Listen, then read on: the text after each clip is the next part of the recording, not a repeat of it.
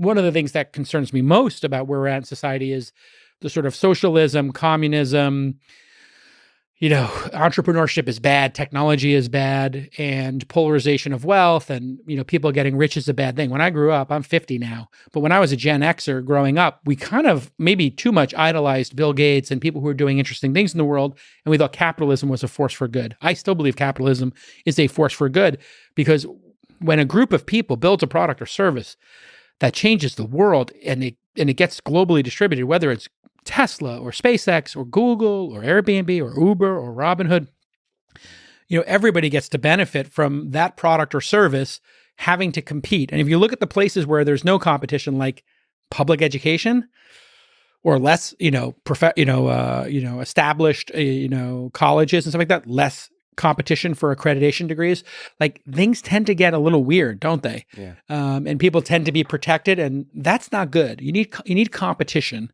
Doesn't mean that, people shouldn't have global health care. It doesn't mean that, we shouldn't have a safety net, but we need to keep capitalism vibrant, especially because China has now co-opted capitalism and created their own version of capitalism, which is communism with capitalism. It's like this weird operating system. Like, we still want to keep communism so we can take any of your gains at any time. Yes. But we'd like you to be entrepreneurial. Yeah. And then you have somebody like, the founder of Alibaba, Jack Ma, who disappears for a couple of weeks. Who's that? No, Exactly. It's like, who's Jack Ma? It's like, he kind of disappears for a couple of weeks, and then he comes back and he's really sorry about the things he said, and then he disappears again. And like, we have to be very careful. If China wins capitalism, this is going to be an existential threat for humanity.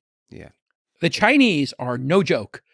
I mean, they are seriously focused, and they are picking the winners. It's a very weird system because it is, in fact, I don't know what you call it. Like communism and capitalism is such overloaded terms, but they do encourage entrepreneurship, but they do a good job of it. Oh yes. But then they're like the surveillance thing, and they're controlling things in a way. Yep. It's weird because it seems to work really well for them in the short term. Yes, it's definitely got short-term benefits. So the question is like, how that gets distorted and becomes worse and worse and worse, which it potentially might be.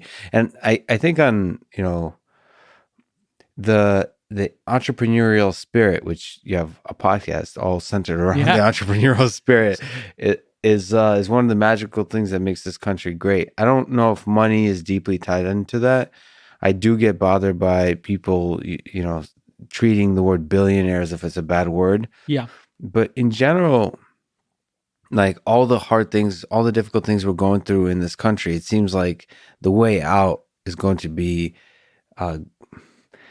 making the entrepreneur the hero of society, of like letting that young kid with a big dream and the guts to take the big risks and build something totally new, giving them a chance, and whatever that involves. I don't think it's about taxes. I don't think it's about like regulation, all that stuff. It's about us in just public discourse saying that kid, that guy, that girl, they're badasses. Like, encourage them to do it. We have to have people buy in to the fact that they have that opportunity. And I think one of the problems in society is there's a group of people who actually don't believe that they can succeed, or they don't believe, even more perniciously, that other people can. Yeah. And that's the group of people that I think are highly vocal, but a small group of people, which are generally people of incredible privilege, rich parents, white, city dwellers, liberals. They kind of look and say, poor people cannot change it a lot. And they're battling in their minds to protect poor people. But they have this very weird patriarchal kind of approach to it, which is they think that they're not capable of changing their lot in life. And they're like, it's not possible. And then once in a while, I'll tweet something where I say, it's really incredible that every piece of knowledge you could possibly want is now available for free on YouTube. Mm-hmm. And every course from MIT and Harvard and Stanford is available on edX or Coursera.